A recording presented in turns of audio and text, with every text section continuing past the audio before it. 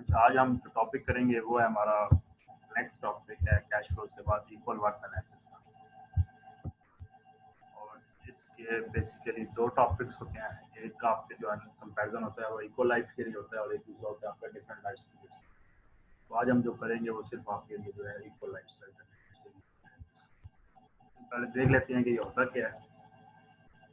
जैसे मैंने आपको बताया था कि इंजीनियरिंग इकोनॉमिक्स में सबसे इम्पोर्टेंट जो रोल है सब्जेक्ट का वो क्या होता है कि आपको डिसीजन मेकिंग प्रोसेस में हेल्प आउट करता है और आपको एक बेस्ट अल्टरनेट्स जो सेलेक्ट करना होता है या अवेलेबल प्रोजेक्ट में से उसमें से ये सब्जेक्ट आपको हेल्प आउट करता है। यही क्वेश्चन आपका मिड में आया था तो उसमें आपने ये दो चीज़ें लिखनी थी और आगे फर्दर एक्सप्लेनेशन। तो हमने पहले ये पढ़ा हुआ है पूरा प्रोसेस डिसीजन मेकिंग होता क्या है, यह रोल ऑफ इंजीनियरिंग इकोनॉमिक्स क्या है। ये सेकंड क्वेश्चन था, जो भी आप सब लोगों ने लिखा ही होगा। अच्छा, तो इसमें है क्या, डिसीजन मेकिंग प्रोसेस में दो चीज़ें होती हैं। एक आपका आइडेंटिफिकेशन करनी होती है कि आपके पास प्रॉब्लम है क्या बेसिकली, और दूसरा आपने जो बेस्ट अल्टरनेटिव है वो सेलेक्ट करना होता है। तो आपको प्रॉब्लम पता होगी पहले, तो फिर आप उसका जो भी उसके लिए बेस्ट अल्टरनेटिव है या उसके लिए बेस्ट जो सोल्यूशन है वो आप उसका फाइंड आउट कर सको। तो जो अल्टरनेटिव्स होती हैं हमारे पास, आप उनकी डिफरेंट नंबर ऑफ इंटरनेट जो आपके पास हो सकते हैं अल्टरनेटिव्स। कुछ आपके पास जो फिजिबल सोल्यूशन होते हैं जिन्हें हम मतलब अप्लाई कर सकते हैं, प्रैक्टिकल एप्लीकेबल भी हो सकते हैं और उनको हम एवेल्युएट भी कर सकते हैं। कुछ सोल्यूशन ऐसे होते हैं जो आपके पास जो प्रॉब्लम है उसको एप्लीकेबल नहीं हो सकते, उसको आप उसको अप्लाई ही नहीं कर सकते। तो आपको जो आपके पास फिजिबल सोल्यूशन हैं और जो नॉन फिजिबल है उन दोनों को आपने सेपरेट आउट करना होता है। तो अगर आपको पता होगा किस बेसिस पे आपने अल्टरनेटिव सेलेक्ट करना है तो उसके बाद ही आप उसको डिसाइड कर पाओगे या उसको बता पाओगे कि कौन सी चीज़ आपके लिए अच्छी है कौन सी नहीं। ये ऐसे ही है कि जैसे आपने आईफोन लेना है या एंड्रॉइड फोन लेना है, तो अब आपको पता होगा पहले कि आपकी रिक्वायरमेंट क्या है, जो आप किस मकसद के लिए ले रहे हो। तो उसके बाद ही आप उसको डिसाइड कर पाओगे कि मुझे अगर आईफोन लेना है या फिर आपका एंड्रॉइड लेना है उसमें कौन सी चाहिए। तो दोनों को फिर आप प्रोज एंड कॉन्स देखोगे या आप जिस मकसद के लिए ले रहे हो, जिस वजह से ले रहे हो, उसके इंटरनेट की अच्छी वजह से ले रहे हो या उसकी सॉफ्टवेयर की वजह से या उसको गेमिंग के लिए ले रहे हो या जिस मकसद के लिए ले रहे हो, तो उस बेसिक रिक्वायरमेंट को देख के उसके बाद आप डिसाइड करोगे अब ये सी चीज़ लेनी है और किस मकसद के लिए लेनी है। तो यही काम होता है बस अल्टरनेटिव्स का भी। डिफरेंट प्रोजेक्ट्स होते हैं और उनको हम एवेल्युएट करते हैं और उसको फाइंड आउट करते हैं कि हमारे लिए कौन सा अच्छा है कंस्ट्रक्शन इंजीनियरिंग प्रोजेक्ट्स में जितने हैं। तो अब जब तक कंपैरिजन के लिए उस वक्त नहीं हो सकता जब तक हम कोई एक बेंचमार्क सबके लिए सेट ना कर सकें। तो उसके लिए हम क्या करते हैं कि तमाम एस्टिमेट्स जो भी आते हैं प्रोजेक्ट के अंदर आपके पास आ रही हैं उसके डिफरेंट पैरामीटर्स हैं, जिसमें आपके पास जैसे उसकी डाउन पेमेंट आ गई, उसकी परचेजिंग पेमेंट आ गई, उसकी मेंटेनेंस कॉस्ट आ गई, उसके जो भी एनुअल कोई एक्स्ट्रा एक्सपेंसेस आ रहे हैं, जो उसकी सैलरी वैल्यू है, उसके इंटरेस्ट रेट कितना है, वो सारे हम उसके कैलकुलेट करते हैं। और कैलकुलेट हम किस बेस पे करते हैं, आपकी प्रेजेंट वर्थ पे, मतलब सारी वैल्यूज को हम उसको ले आते हैं जो आपकी आज की प्रेजेंट वैल्यू है, इररिस्पेक्टिव के फ्यूचर में उसकी वैल्यू क्या होनी है। तो जब हम उसको प्रेजेंट में लेके आते हैं तो फिर हम उसके एक प्रोजेक्ट की वैल्यू भी कंपेयर करते हैं, फिर दूसरे को भी कंपेयर करते हैं, तीसरे को भी, चौथे को भी। फिर हम जो आपकी प्रेजेंट वैल्यू होती है उसके बेस पे हम उसको डिसीजन सेलेक्ट कर देते हैं कि ये हमारी प्रोजेक्ट ठीक है और ये हमारे लिए ठीक नहीं। तो इसी को हम कहते हैं प्रेजेंट वर्थ एनालिसिस। जितनी भी वैल्यूज हैं वो आपकी जो भी आज की रिक्वायरमेंट है या पर्टिकुलर डे पे जो उसकी वैल्यू चल रही होगी उस बेस पे आप उसको सेट करेंगे। ऐसे ही है जैसे एक प्रोजेक्ट आपको 20 साल बाद आपको $20,000 का प्रॉफिट देगा, तो हमें नहीं पता कि 20 साल बाद डॉलर का रेट क्या होगा। तो हम क्या करेंगे, जितनी भी वैल्यूज हैं जितनी भी एस्टिमेट्स हैं उसको आज के रेट के मुताबिक उसको कंपेरिजन करेंगे, फिर उसकी कंपेरिजन की बेस पे डिसाइड करेंगे अच्छा इस प्रोजेक्ट में से हमें 20% प्रॉफिट मिलेगा, दूसरा करेंगे तो 10% मिलेगा, तीसरे में से 30% मिलेगा। तो उसकी बेस की प्रेजेंट वैल्यू पे कंपेरिजन करता है जो आपकी मौजूदा कीमत होती है, तो इसे हम कहते हैं प्रेजेंट वर्थ एनालिसिस। और इसके लिए हमें जो अल्टरनेटिव्स को सिलेक्ट करना है डिफरेंट में से, उसमें से आप मेजर ऑफ वर्थ वैल्यूज जैसे मैंने कहा था उसकी वर्थ को कंपेयर करते हैं।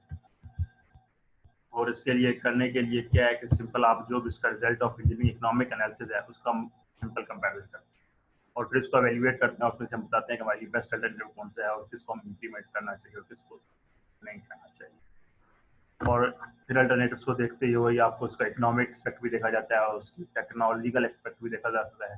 फ्यूचर में टेक्नोलॉजी इन्वेंशन करनी है तो उसकी बेस पे कौन सी चीज़ हमारी फायदेमंद है कौन सी चीज़ नहीं है, तो ये भी इसमें से देखा जा सकता है। तो ये सारी चीज़ों को हम अपने माइंड में रखते हैं और उसके बाद हम सेलेक्ट करते हैं कि हमारे कौन सा प्रोजेक्ट बेस्ट होगा कौन सा नहीं। फॉर एग्जांपल के तौर पर देख लें कि सपोज हमारे पास कोई भी चीज़ है, हमारे पास उसकी रिपेयर करनी है या उसको इम्प्लीमेंट करवाना है, हमारे पास दो चीज़ें हैं। या तो हम यही है कि हम इक्विपमेंट ही वो बिल्कुल अपना नया परचेज कर लें, तो भी हमारा मसला हो जाएगा क्योंकि पुराना इक्विपमेंट हमारा खत्म हो चुका है, ये वो ऑफ डेट हो चुका है।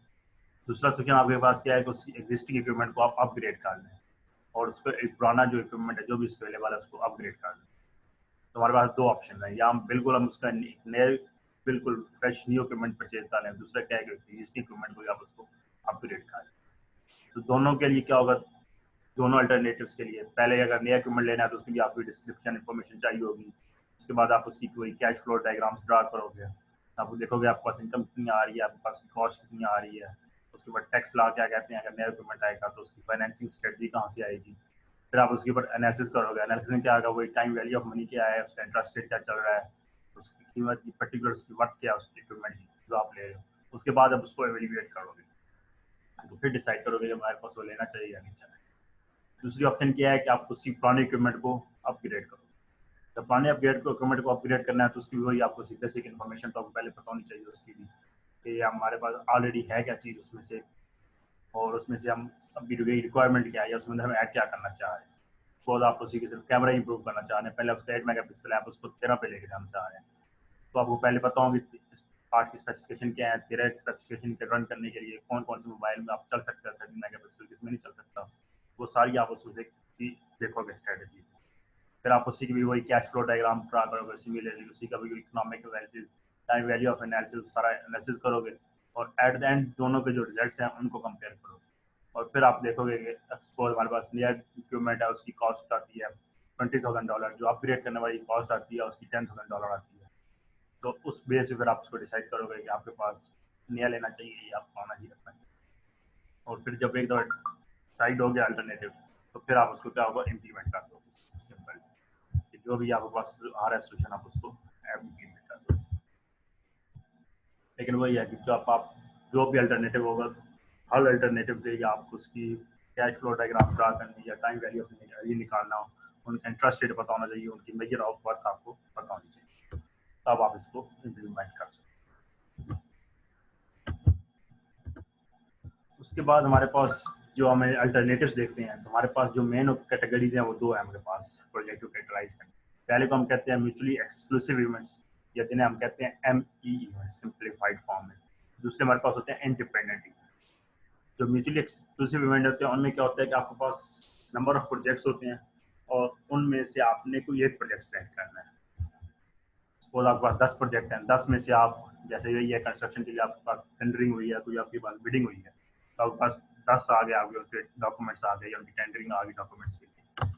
जब बिडिंग होगी तो उनमें से 10 में से ही कोई एक सिलेक्ट होगा, उसे हम कहते हैं म्यूचुअली एक्सक्लूसिव इवेंट। इसमें प्रोजेक्ट अगेंस्ट एक दूसरे के अगेंस्ट कम्पीट कर रहे होते हैं। और दूसरे हमारे पास प्रोजेक्ट होते हैं इंडिपेंडेंट। उसमें क्या होता है कि प्रोजेक्ट आपस में कम्पीट नहीं कर रहे होते, लेकिन आप खुद अपनी रिक्वायरमेंट के देख के आप उसको सिलेक्ट कर रहे होते हो कि आपका कौन सा प्रोजेक्ट चाहिए, कौन सा नहीं चाहिए। ये ऐसी जगह जैसे आपने पहले बेंच मार्क सेट किया होता है कि इसके ऊपर जो भी हमें चीज़ मिल जाएगी वो हम उसको खरीद लेंगे या उसको हम बाय कर लेंगे, उसे हम कहते हैं इंडिपेंडेंट प्रोजेक्ट। तो म्यूचुअली एक्सक्लूसिव इवेंट्स में क्या होगा कि आपने नंबर ऑफ प्रोजेक्ट्स में से सिर्फ एक सेलेक्ट करना है, जो आपको बेस्ट या ऑप्शनल, जिसका आपको म्यूचुअली एक्सक्लूसिव जब उसका एनालिसिस परफॉर्म करने के बाद जो आपको पता चलेगा कौन सा उसका बेस्ट, तो आप एक ही सिलेक्ट करोगे। इंडिपेंडेंट में हर वो प्रोजेक्ट सिलेक्ट किया जाता है जिसमें आपके पास उसकी वैल्यू प्रेजेंट वर्थ पे पॉजिटिव आ रही है, मतलब जो आपको प्रॉफिट दे रहा हो। प्रेजेंट वर्थ वैल्यू या आपके पास जीरो आ सकती है, या आपके पास नेगेटिव आ सकती है, या फिर आपके पास पॉजिटिव आएगी। तो जिसमें भी आपके पास पॉजिटिव आ जाएगी वो आपका, उसको आप इंडिपेंडेंट प्रोजेक्ट कैटेगरी में सेलेक्ट कर सकते हैं। पॉजिटिव का मतलब क्या है कि आपको बहुत प्रॉफिट मिलेगा, एट द एंड जनरेट होगा प्रेजेंट वर्थ के साथ, उसकी ज़्यादा कीमत आपको मिलेगी फ्यूचर में। दूसरा होता है नेगेटिव, जिनकी नेगेटिव आ जाए उसका मतलब होता है आपके पास लॉस हो रहा है, तो उनको मोस्टली आप एक प्रोजेक्ट को कंसीडर ही नहीं करते या उनको डिस्कार्ड कर देते हैं। तीसरा होता है कि जो ब्रेक इवन पे होते हैं, ब्रेक इवन क्या होता है, ना प्रॉफिट है ना लॉस है, जिसे हम कहते हैं जीरो पे होता है, तो उसे हम कहते हैं ब्रेक। इंडिपेंडेंट में सारे वो आते हैं प्रोजेक्ट जिनमें आपके पास पॉजिटिव वैल्यू होती है। लेकिन म्यूचुअली एक्सक्लूसिव में आपके पास इवेंट्स वो भी आ सकते हैं प्रोजेक्ट्स जिनमें वैल्यू नेगेटिव भी हो सकती है और जीरो भी हो सकती है। लेकिन अगर नेगेटिव भी होगी तो उनमें से भी देखेंगे कि जिसकी लोएस्ट नेगेटिव है या कम वैल्यू है नेगेटिव में, वो आप सेलेक्ट करेंगे, उसे हम कहते हैं म्यूचुअली एक्सक्लूसिव। यहाँ तक क्लियर है? दो मेन टाइप्स ऑफ इवेंट्स, ये प्रोजेक्ट का जल्दी यस सर क्लियर है। अब हम इसकी एग्जांपल देख लें, जैसे म्यूचुअली एक्सक्लूसिव इवेंट यानी हम एमएमई इवेंट क्या था। जैसे आपने एक जनरेटर खरीदना है, पावर जनरेटर, आपके पास number of companies electric companies हैं जो कि आजकल मार्केट में अवेलेबल है, तो उनमें से आप किसी एक कंपनी का ही खरीद कर सकते हैं। तो ये क्या होगा, आपके पास म्यूचुअल एक्सक्लूसिव है कि नंबर ऑफ चॉइसेस आपके पास अवेलेबल हैं, उनमें से आप सिर्फ एक ही कंपनी का जनरेटर लोगे किसी एक का, जो कि आप करेंगे। दूसरी एग्जांपल है, सपोज आपने एक शहर से दूसरे शहर के अंदर ट्रैवल करना है, तो आपके पास दो ऑप्शन है, आप जीटी रोड से भी जा सकते हो, मोटरवे से भी जा सकते हो। तो अब दोनों में एट टाइम आप दोनों फॉलो नहीं कर सकते, या आप मोटरवे से जाओगे या आप जीटी रोड से जाओगे। जैसे हम क्या कहते हैं, म्यूचुअली एक्सक्लूसिव इवेंट, एक सेलेक्ट हो सकता है तो दूसरा उसमें नहीं हो सकता है। इसी तरह आपने कोई दरिया है उसमें से क्रॉस करना है, तो आपके पास दो ऑप्शन है, या तो आप वहाँ पे कोई ब्रिज बिल्ड कर लो, उसके थ्रू उसको क्रॉस कर लो, या दूसरा क्या है कि वहाँ पे कोई किसी बोट के जरिए या कोई कश्ती के जरिए आप उसको एक जगह से दूसरे बैंक पे, एक रिवर बैंक से दूसरे रिवर बैंक की तरफ जा सकते हैं। तो दोनों में से कोई एक एप्लीकेबल हो सकता है, तो इसे हम कहते हैं म्यूचुअली एक्सक्लूसिव इवेंट। जो नंबर ऑफ प्रोजेक्ट्स होंगे लेकिन उनमें से आप कोई एक सेलेक्ट करो, इसे हम कहते हैं म्यूचुअली एक्सक्लूसिव इवेंट। दूसरे प्रोजेक्ट टाइप थी वो थी हमारे पास इंडिपेंडेंट, और इंडिपेंडेंट का दूसरा नाम होता है डू नथिंग अल्टरनेटिव। मतलब आप डू और नथिंग, जो आपने करना है उसमें से उसके अलावा आप कुछ भी नहीं कर सकते। जो आप नंबर ऑफ अल्टरनेटिव है उनमें से कोई एक ही सेलेक्ट कर सकते हैं। फॉर एग्जाम्पल, आपने एक अल्टरनेटिव सेलेक्ट कर लिया, तो अब आप उसके अगेंस्ट दूसरा अल्टरनेटिव नहीं ले सकते। इसे हम कहते हैं डू नथिंग अल्टरनेटिव। जैसे अभी आपने एक मोबाइल ले लिया, तो अभी आप उसके अगेंस्ट आप उसका दूसरा मोबाइल लेने की नहीं ले सकते, वहाँ पे कोई एक ही लोग। कोई आपने एक गाड़ी ले लिया तो एक ही लोग, दूसरी उसकी नहीं होगी उसी बिडिंग के दौरान। हाँ, डिफरेंट बिडिंग हो तो फिर आप उसके कोई इसके अलावा भी कोई चीज़ ले सकते हो, लेकिन एक ही टाइम जब बिडिंग हो रही होगी तो डू नथिंग में क्या होगा, कोई एक ही वैल्यू सेलेक्ट हो रही होगी जो बेस्ट आ रही है। और ये आपके पास वही कंसीडर किया जाता है सेफ्टी के लिए या लीगल पर्पस के लिए मोस्टली इसको कंसीडर किया जाता है। और इसका मतलब ये होता है कि डू नथिंग के लिए कि जो आपके पास करंट सिचुएशन है वो आपके पास मेंटेन रहेगी, या उससे आपके पास बेहतर वैल्यू है। जैसे मैंने बताया था कि इसकी वैल्यू पॉजिटिव आएगी, तब आप उसको कंसीडर करते हैं डू नथिंग। तो जिनकी नेगेटिव रेवेन्यूज कॉस्ट कम आती हैं उसको हम इसमें से कंसीडर नहीं करते। दूसरा, अभी जब इन वैल्यूज को कंपेयर करना है तो उसको हम कंपेयर करते हैं प्रेजेंट वर्थ एनालिसिस में। जैसे हम पहले हम प्रेजेंट को पी वैल्यू से प्रेजेंट करते थे, तो इसमें जब भी हम दो कंपैरिजन कर लेंगे अल्टरनेटिव्स का, तो उसको हमेशा हम पी डब्ल्यू से करेंगे, मतलब प्रेजेंट वर्थ एनालिसिस होगा। और ये कैलकुलेट किया जाता है MARR। MARR क्या है, ये होता है minimum attractive rate of return. मतलब ये पास एक मिनिमम रेट ऑफ रिटर्न है, या मिनिमम वो प्रॉफिट है जो आपके पास वो अल्टरनेटिव लेने पे आपको मिलेगा। तो उस मिनिमम जो प्रॉफिट आपको मिलेगा, उस प्रॉफिट की बेस पे हम इन सारे प्रोजेक्ट्स को कंपेरिजन करते हैं। तो उसे हम कहते हैं MAR rate, minimum attractive rate of return. और इसकी वैल्यू हमेशा पॉजिटिव होनी चाहिए। हायर का मतलब हायर मतलब इंडेक्स इसकी पॉजिटिव होनी चाहिए। जो भी आपके पास रेट एक्सपेक्टेड है या करंटली आपके पास इन्वेस्टमेंट चल रही है, तो आप किसी, क्योंकि आप फाइनेंसिंग करोगे तो किसी बैंक से लोगे, या किसी इन्वेस्टमेंट एजेंसी से लोगे, या किसी डेवलपमेंट एजेंसी से आप उसका लोन पकड़ोगे। तो जब आपके पास अगर उसमें प्रॉफिट आपको नहीं आ रहा, तो आप उसको लोन के खुद आप उसको जो भी आपने उसका कर्जा लिया है वो आप उसको वापस नहीं कर पाओगे, या उसका पे बैक आपके लिए मुश्किल हो जाएगा। तो इसलिए जितने भी होगा हम इसको पॉजिटिव वैल्यू पे लेते हैं, हमें आ रहा है। और जो भी आपने एक्सपेक्टेड रेट ऑफ रिटर्न जो आपको मस्ट मीट और एक्सीड द MAR रेट, जो करंटली आपके पास चल रहा है, जो आपको फाइनेंशियल वायबल होगा आपको इसके लिए। तो आपने ये देखना है कि करंटली MAR रेट चल क्या रहा है मौजूदा, मतलब प्रेजेंट कंडीशन पे, और जो आपका फ्यूचर प्रोजेक्ट आप ले रहे हो तो फ्यूचर में आप उसका कितना प्रॉफिट मिलेगा या उसमें लॉस होगा। तो जिसकी वैल्यू MAR से पॉजिटिव में होगी, मतलब more than greater than zero, तो वो आपके पास प्रोजेक्ट फिजिबल।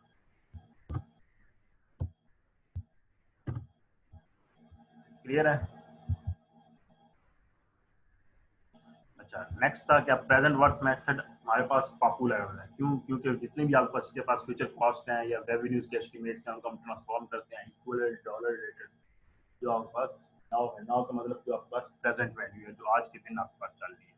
तो इसी वजह से ये पॉपुलर भी है कि आप जितनी भी फ्यूचर की कॉस्ट है उसको आप ट्रांसफॉर्म कर लेते हैं इक्विवेलेंट के, इंस्टेड ऑफ आप खुद अपनी तरफ से कोई एंटीसिपेट करने कि हमारे पास 20% प्रॉफिट आएगा या 30% प्रॉफिट आएगा। तो वो रियलिटी बेस्ड वैल्यू नहीं होती। हम बकायदा उसका एनालिसिस करते हैं और उसको कंपेरिजन करते हैं आज की वैल्यू पे कि फ्यूचर वैल्यू या प्रेजेंट वर्थ के उसको कंपेरिजन कर रहे होते हैं इंस्टेड ऑफ के फ्यूचर वैल्यू का कंपेरिजन कर रहे हैं, इसलिए हम इसका एडवांटेज, तो इसी वजह से ये पॉपुलर है।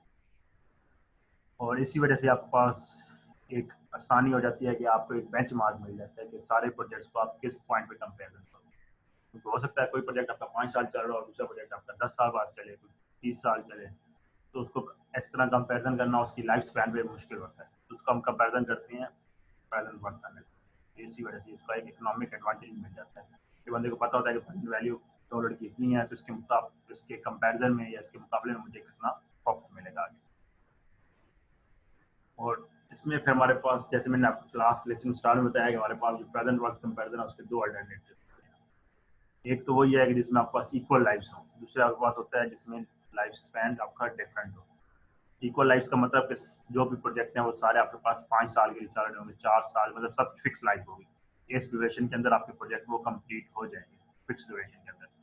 इसमें आपके पास एक प्रोजेक्ट वेरिएशन हो, एक प्रोजेक्ट 5 साल में खत्म होगा, दूसरा 12 साल में, तीसरा कुछ 13 साल में, इसमें लाइफ स्पैन ऑफ प्रोजेक्ट आपके पास डिफाइंड ना हो या डिफरेंट हो, तो उसके लिए हम जो यूज़ करते हैं उसे हम यूज़ करते हैं present worth analysis of unequal या डिफरेंट लाइफ स्पैन अल्टरनेटिव्स के लिए। तो आज का जो हमारा लेक्चर है वो सिर्फ आपका इक्वल लाइफ अल्टरनेटिव्स के होगा, तो नेक्स्ट हम जो करेंगे वो आपका अनइक्वल के लिए करेंगे। और जो आपका इक्वल लाइफ का कंपेरिजन है वो क्या बहुत ही ज़्यादा, या इसको कहें सिंप्लीफाइड फॉर्म में है, कोई इसमें कॉम्प्लिकेशन नहीं। और इसके लिए जो गाइडलाइंस है कुछ मेथड्स को अप्लाई करने के लिए, जो मैं आपको पहले भी बार बार बता रहा हूँ, दोबारा मैं इसको रिपीट भी कर देता हूँ, फिर यहाँ पे लिखी दी है कि जो म्यूचुअली एक्सक्लूसिव इवेंट्स हैं उसमें क्या आपने एक अल्टरनेटिव अपने फाइंड करना, ओनली वन अल्टरनेटिव। उसके लिए क्या करना है, आपने प्रेजेंट वर्थ फाइंड करो MARR पे, अगर वो वैल्यू पॉजिटिव है तो इसका मतलब जो रिक्वेस्टेड मेट है वो आपको मीट कर रहा है, और प्रोजेक्ट वायबल जो भी अल्टरनेटिव है वो आपके लिए फिजिबल है, या उसको वायबल है, आप उसको यूज कर सकते हैं, कोई इशू नहीं है। दूसरा क्या होता है, आपके पास दो से ज़्यादा अल्टरनेटिव हों, तो आपके पास मोर देन 2 अल्टरनेटिव्स हों, उसमें क्या करना है, आपने हर प्रोजेक्ट की जो उसकी प्रेजेंट वर्थ होती है वो कम फाइंड आउट करनी है, फिर उसको प्रेजेंट जो MAR market rate of return है उस पर उसको कंपेरिजन करना है।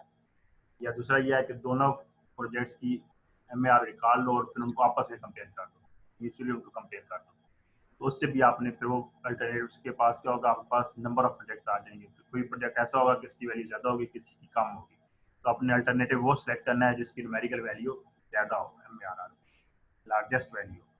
या अगर दोनों पॉजिटिव है तो दोनों में से जो लार्जर है वो सेलेक्ट हो जाएगा, एक पॉजिटिव है एक नेगेटिव है तो आपके पास सिर्फ पॉजिटिव वाला सेलेक्ट होगा। अगर आपके पास दोनों की वैल्यूज नेगेटिव आ रही है तो उस केस में क्या होगा, जिसकी वैल्यू लेस नेगेटिव है तो हम उसको सिलेक्ट करेंगे, तो जितनी भी नेगेटिव वैल्यू बढ़ती जाए उतना आपके पास उसका लॉस में जा रही है। तो अपने प्रोजेक्ट वो सिलेक्ट करना है कि जो लेस नेगेटिव हो या फिर उसकी वैल्यू मोर पॉजिटिव हो। तो इसका मतलब यही होता है कि lower present worth of cash flows और larger present worth of net cash flows of recipients minus disbursement, मतलब आपकी जो भी इनपुट या लोएस्ट है उसको सारा माइनस आउट कर देते हैं, रेवेन्यू तो इतना प्रॉफिट आता है वो ऐड अप होता है, उसमें कॉस्ट को माइनस करते हैं, उसके बाद जो आपके पास नेट वैल्यू आती है उसे हम कहते हैं MAR, और फिर हम तब देखेंगे किसकी वैल्यू पॉजिटिव आती है किसकी नेगेटिव आती है। अगर दोनों पॉजिटिव है तो जो मोर पॉजिटिव है उसको सेलेक्ट करेंगे, अगर दोनों नेगेटिव है तो जो लेस नेगेटिव है उसको सेलेक्ट करेंगे, अगर एक पॉजिटिव है एक नेगेटिव आया है तो आप उसको पॉजिटिव वैल्यू को सेलेक्ट करें। तो ये आपने ध्यान रखना है। हम अगर इसी की कोई एग्जांपल देख लें कि हम इसको प्रैक्टिकली सपोज कैसे गिवन है, ये आपके पास कोई सपोज कोई भी दो प्रोजेक्ट्स हैं जिसे हम प्रेजेंट वर्थ एनालिसिस 1 और 2 के नाम से मैं इसको कह रहा हूँ, दोनों की वैल्यूज डॉलर में गिवन है। सपोज पहला प्रोजेक्ट है उसके अंदर आपके पास जो उसकी वैल्यू आती है वो आती है -$1,500, और दूसरे की वैल्यू आती है आपके पास -$500। दोनों में से आप कौन सा सेलेक्ट करोगे, जो आपके पास लेस नेगेटिव है, दोनों में लेस कौन सा है, 2 वाला, तो आप प्रेजेंट वर्थ एनालिसिस ऑफ 2 वाले को सेलेक्ट करो। इसी तरह अगर सेकंड में देख लो, एक नेट प्रेजेंट वर्थ ऑफ 1 की -$500 आती है और सेकंड वाले की वैल्यू आपके पास आती है +$1,000, तो आप दोनों में से कौन सा सिलेक्ट करोगे जिसकी वैल्यू पॉजिटिव आ रही है, सेकंड वाला उसको सिलेक्ट कर लो। इसी तरह आप पास थर्ड कैटेगरी की हो सकती है कि पहले की वैल्यू पॉजिटिव आ रही है और दूसरे की नेगेटिव आ रही है, तो आप भी फिर उसमें भी क्या करेंगे, पॉजिटिव वाले को सिलेक्ट करेंगे। फोर्थ कैटेगरी क्या हो सकती है, जब दोनों की वैल्यू पॉजिटिव आ रही है, तो पहले की वैल्यू +$2,500 है, दूसरे की +$1,500 है, तो उसमें से आप जो सिलेक्ट करोगे जिसकी वैल्यू हाईएस्ट है पॉजिटिव है, वो कौन सा है, 1 वाला।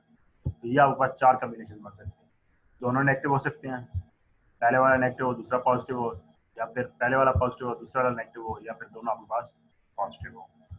ये डिफरेंट कॉम्बिनेशन होते हैं, उनके पास देखा हमने सिलेक्शन किसकी बेस पे करनी है, वही कि जो मोर पॉजिटिव हो या फिर लेस नेगेटिव हो, उसकी बेस पे हमारी इसकी सिलेक्शन करेंगे।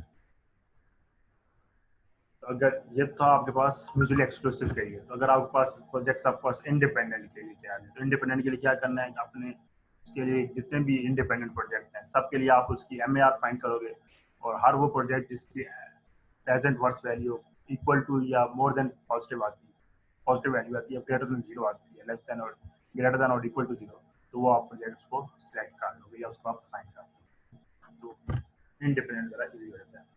फॉर एग्जाम्पल हम इसको देख लें, जैसे आपके पास ये डिफरेंट प्रोजेक्ट्स, 4 प्रोजेक्ट्स ये बना ABCD, अपन उनकी एनालिसिस किया, अभी कैलकुलेशंस की, तो आपके पास जो रिजल्ट आया, जो उसकी प्रेजेंट वर्थ की वैल्यू आई, प्रोजेक्ट ए के लिए आपके पास आ गया $30,000, प्रोजेक्ट बी के लिए 12,500, प्रोजेक्ट सी के लिए -4,000, और प्रोजेक्ट डी के लिए क्या आ गया आपके पास $2,000। तो अब आपने उसमें से फाइंड करना है कि इनमें से बेस्ट कौन सा आपके लिए। पहले आपको जो फाइंड करना है पार्ट ए के लिए, वो कह रहा है दोनों सारे प्रोजेक्ट्स आपके पास म्यूचुअली एक्सक्लूसिव हों, और दूसरे के लिए क्या है कि जब सारे प्रोजेक्ट्स इंडिपेंडेंट।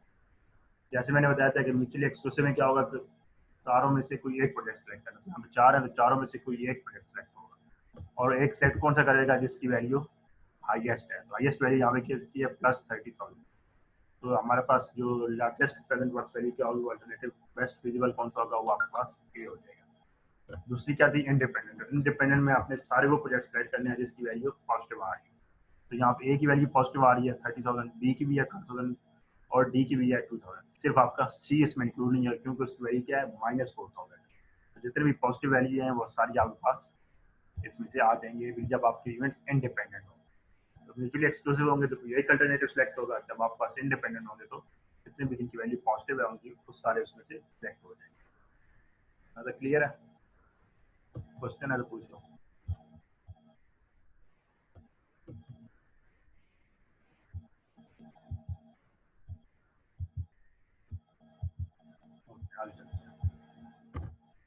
इसी तरह आप, ये तो था जिसमें हम डायरेक्ट में उसका एनालिसिस की क्वेश्चन बता रहा था कि एंड में उसकी ये वैल्यूज होती हैं, उन पे ये आती है।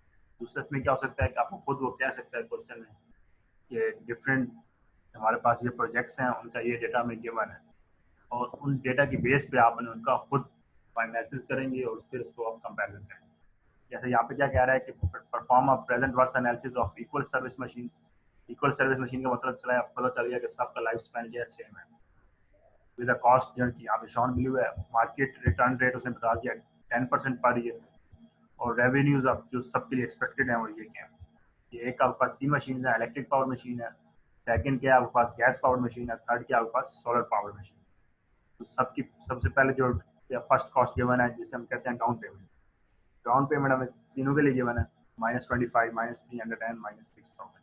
इसी तरह आपके पास एनुअल ऑपरेटिंग कॉस्ट भी गिवन है सबके लिए, जो सैलवेज वैल्यू होती है, जो एट द एंड मतलब आपकी उसकी वैल्यू, उसकी स्क्रैप जो वैल्यू है वो हमें पास वैल्यू गिवन है 2,000, 350 और 1,000, और इस तरह लाइफ स्पैन हमें गिवन है सबके लिए क्या है 5 ईयर। लेकिन यहाँ पे एक याद रखना कि जो सैलवेज वैल्यू होती है वो क्या होता है, बेसिकली आपके पास प्रॉफिट होता है, वो आप कॉस्ट नहीं होती, वो आपकी बेसिकली मटीरियल की जो आप चीज़ लेते हो, जो कोई मशीन लेते हो, वो उसकी वैल्यू होती है, जब उसको सेल करोगे तो आपको उतना उसका प्रॉफिट मिलेगा या उसको इतने पे आप सेल कर सकते हो। तो बाकी सारी आपके पास जितनी भी कॉस्ट होती है वो सारी नेगेटिव होती हैं, और जो आपके पास सैलवेज कॉस्ट होती है या सैलवेज वैल्यू होती है ये आपके पास हमेशा पॉजिटिव होती है। जब इसको आगे सॉल्व करेंगे तो सॉल्व करने के लिए क्या है, सबसे पहले आप अल्टरनेटिव ए को लोगे, उसमें मतलब आप इलेक्ट्रिक पावर वाले को उसका पूरा आप उसका सॉल्व सॉल्व करोगे, उसका एनालिसिस करोगे, फिर आप दूसरे वाले का गैस पावर का करोगे, इसी तरह आप थर्ड वन सोलर पावर का करोगे। तो जब तीनों का एनालिसिस करोगे, तीनों का आंसर आ जाएगा, तुम तीनों का आपस में कंपेयर करोगे, तो उनमें से जो बेस्ट होगा उसको हम इसको सिलेक्ट करेंगे। जब उसका हम एनालिसिस करेंगे तो उसमें क्या होगा, सबसे पहले आपने प्रेजेंट वर्थ ऑफ ई के आपके पास इलेक्ट्रिक मशीन, जो मैंने सबसे पहला अल्टरनेटिव हमारे पास यहाँ पे इलेक्ट्रिक पावर का, तो हमारे पास क्या आ जाएगी उसकी वैल्यू -25,000 क्या आपके पास उसकी फर्स्ट कॉस्ट जो आपने पे करनी है, जिसे हम डाउन पेमेंट हैं, -2,500 -900 उसकी जो एनुअल कॉस्ट आ रही है, एनुअल ऑपरेटिंग कॉस्ट है, और ये आपने कब तक पे करनी है टू कंप्लीट 10 ईयर जब उसको इस्तेमाल करना है। क्या हो रहा है -900 into PIA into 10% interest rate of number of years क्या है 5, और उसके बाद आप उसको सैलरी वैल्यू क्या होगी हमेशा आपके पास, जिस तरह मैं पहले बताया था, ये पॉजिटिव होती है। तो आप इसको यहाँ पे ऐड करना है, जितनी भी कॉस्ट होंगी वो आपके पास नेगेटिव में आ रही है और जो सैलरी कॉस्ट है वो आपके पास पॉजिटिव में आ जाएगी। वो कितनी है 200 और into present over future value, क्योंकि हमने फ्यूचर वैल्यू उसको सेल कर देते हैं, तो ये आपके पास की फ्यूचर वैल्यू में आ जाएगी इनटू एफओपी और 10% और वही आपका लाइफ स्पैन है 5 ईयर्स। टेबल से आप इनकी वैल्यूज देखोगे, पी ओवर ए 10% इंटरेस्ट रेट या उनको सॉल्व करोगे, वैल्यूज को मतलब सिंप्लीफाई करोगे, 900 200 सब मल्टीप्लाई करोगे, उसके बाद इनको प्लस माइनस करोगे, तो आपके पास नेट जो रिजल्ट आ जाएगा वो आपकी वैल्यू आ जाएगी -$5,788। इसकी आपके फर्स्ट इलेक्ट्रिक पावर वाले के लिए जो आपके पास की कॉस्ट आ रही है, जो उसका प्रेजेंट वर्थ एनालिसिस पे आ रही है वो इसकी वैल्यू। इसी तरह आप सेकंड वाला जो आपका गैस पावर्ड है EWG, जिसको मैं जी से प्रेजेंट कर रहा हूँ, उसको जी वाले के लिए करोगे सेम वही प्रोसीजर होगा, down payment cost minus annual maintenance cost plus salary cost. तो उसको सॉल्व करोगे, सिंप्लीफाई करोगे तो वैल्यू क्या आ जाएगी -$5,936। इसी तरह आप सोलर पावर्ड वाली करोगे, उसको जब सिंप्लीफाई करोगे तो उसकी वैल्यू क्या आ रही है -$6,000। अब तीनों में से जो बेस्ट कौन सा हमारे लिए, इलेक्ट्रिक पावर। इलेक्ट्रिक पावर क्यों है, क्योंकि इसकी वैल्यू -$57,000 है, गैस वाली क्या है -$5,900 और इसी तरह सोलर की है वो क्या है -$6,100। तो जो आपके पास लेस नेगेटिव है तीनों में से हम उसको सिलेक्ट करेंगे, तो एट द एंड वो आंसर या सोल्यूशन भी वही हो जाएगा, electric power machine will be selected since the present worth of इस कॉस्ट इज द लोएस्ट, जिसे हम कहते हैं numerically largest present worth lowest. Clear है यहाँ तक ये टॉपिक? नेक्स्ट एक नंबर और भी कर लेते हैं। नेक्स्ट क्या है, कोई क्वेश्चन है तो पूछ लो। अच्छा, नेक्स्ट क्या है कि आपके पास ये तो टेबल के मतलब आपका सारा टेबुलर फॉर्म है, इजी टास्क को। नेक्स्ट फॉर्म ये होता है कि डेटा आपको सारा स्टेटमेंट की फॉर्म में गिवन हो और उसकी बेस पे आपने उसको सॉल्व आउट करना है या उसको सॉल्व करना है। जैसे उसने कह दिया कि अल्टरनेटिव है X as a first cost of $20,000, operating cost of 9,000 per year and 5,000 salary value after 5 year. Alternative will cost $5,000 initial cost, operating cost $4,000 per year, and salary value of $7,000. अब अपने फाइंड क्या करना है, present worth analysis at minimum attractive rate of return and select numerically largest present worth value after 5 years at an MAR rate of 12% per year। तो जो आपका running run rate क्या है वो आपका 12% उस पर चल रहा है, और उनसे आपने फाइंड आउट करना है कि आपका अल्टरनेटिव बेस्ट कौन सा, एक्स होगा या वाई होगा। तो एक्स के लिए क्या हो जाएगा, वही जो आपकी इसकी इनिशियल कॉस्ट है, जिसे हम फर्स्ट कॉस्ट कहते हैं, कितनी हो जाएगी -$2,000 माइनस उसकी एनुअल ऑपरेटिंग कॉस्ट और या मेंटेनेंस कॉस्ट उसकी आती है -9,000 इंटू पी ओवर ए इंटू 12% इंटू एफ प्लस उसकी सैलरी वैल्यू क्या है 5,000 इंटू पी ओवर एफ। तो उसको सॉल्व करेंगे, उसको सिंप्लीफाई करेंगे तो उसका जो आंसर आ जाएगा वो 49,000 आ जाएगा। इस तरह वाई वाले को सिंप्लीफाई करोगे तो उसकी वैल्यू क्या आ जाएगी -45। एक वैल्यू आपके पास -49,000 आ रही है, दूसरी आपके पास आ रही है -45। दोनों में से आप कौन सा अल्टरनेटिव सेलेक्ट करोगे जो आपके पास लेस नेगेटिव है। लेस नेगेटिव यहाँ पे कौन सा आ रहा है -45। लकीली यहाँ पे दोनों एग्जांपल जो हमने किए हैं दोनों में वैल्यूज क्या आ रही थी, नेगेटिव आ रही थी, लेकिन अगर दोनों पॉजिटिव आ रही होती दोनों में से जो लार्जेस्ट वैल्यू है पॉजिटिव भी आप उसको सेलेक्ट कर। क्लियर है? लेकिन इस चीज़ को याद रखना कि जब एनुअल मेंटेनेंस कॉस्ट आएगी तो आपके पास एनुअल कॉस्ट होती है, उसको हमेशा जो आपने पी ओवर ए के टेबल में देखा, जो आपके पास सैलरी वैल्यू होती है वो आपके पास एक फ्यूचर वैल्यू होती है जिसको आपने परचेज मटेरियल को आपने सेल करना है, वो आपको जब भी उसने उसको देखना है आपने उसको P/F के टेबल में देखना है। तो जो आपके इंटरेस्ट टेबल है उनको आपस में सही इंटरेस्ट टेबल से सही वैल्यूज को देखना है, उनको उल्टा नहीं कर देना या मिक्सअप नहीं कर देना। जब भी एनुअल की कॉस्ट वैल्यू आएगी या मेंटेनेंस कॉस्ट आएगी तो उसको हमेशा आप पी ओवर ए वाले इंटरेस्ट टेबल फॉलो में जाएंगे, और पी और एफ के लिए आप जब भी देखोगे तो आपसे आपका मिलेगी सैलरी वैल्यू मिलेगी या सैलरी कॉस्ट के लिए टेबल आप देखो पी और एफ का हो जाएगा। अब इसमें से आप अगर कोई क्वेश्चन कोई चीज़ समझ नहीं आई तो वो पूछो।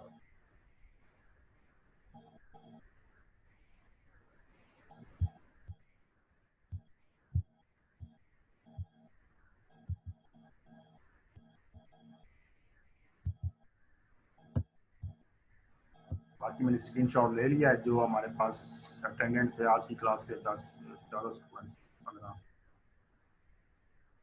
इनकी अटेंडेंस हो जाएगी। बाकियों के लिए फिर फोकस मेंटेन कर लेना। दूसरा थोड़ा सा जब क्लास जब ले रहे हो तो जब अपना नाम जो है वो अपना नाम ही लिखा करो, अटेंडेंस में थोड़ा सा आसानी है। जैसे अभी ये किसी ने मतलब तो जो बिल्ट इन नाम आ रहा तो वैसे ही चल रहा है, ओप्पो F5 या ओप्पो A3s, बेहतर है इसको रीनेम करके अपना नाम और साथ रजिस्ट्रेशन नंबर लिख दो, तो आपकी अटेंडेंस थोड़ा ईजी हो जाएगी, किसी की इसमें से मिस होने का चांस नहीं। बाकी यार क्वेश्चन नहीं है तो फिर क्लास एंड करते हैं, इंशाल्लाह फिर नेक्स्ट वीक मिलेंगे। डाउट है, कोई क्वेश्चन है तो पूछ लो, बाकी नेक्स्ट ठीक है वीक सर, ठीक है, ओके। वीक को अभी फिर इसको पढ़ भी लेना, क्वेश्चन बाद में प्रैक्टिस भी कर लेना, ना समझ आई तो फिर अगली क्लास सर ये स्लाइड्स भेज अटेंडेंस ले दीजिए। लेना सर जी। अटेंडेंस मैंने आपकी यहाँ पे ले लिया, जब आप ऑनलाइन थे तो उसमें से हो गई अटेंडेंस, स्क्रीनशॉट हो गया, सर स्लाइड्स भेज सही है, देनी ठीक है। स्लाइड शेयर कर देना। चलिए ओके, अल्लाह हाफिज़। Okay, thank okay you sir. Okay sir. Okay.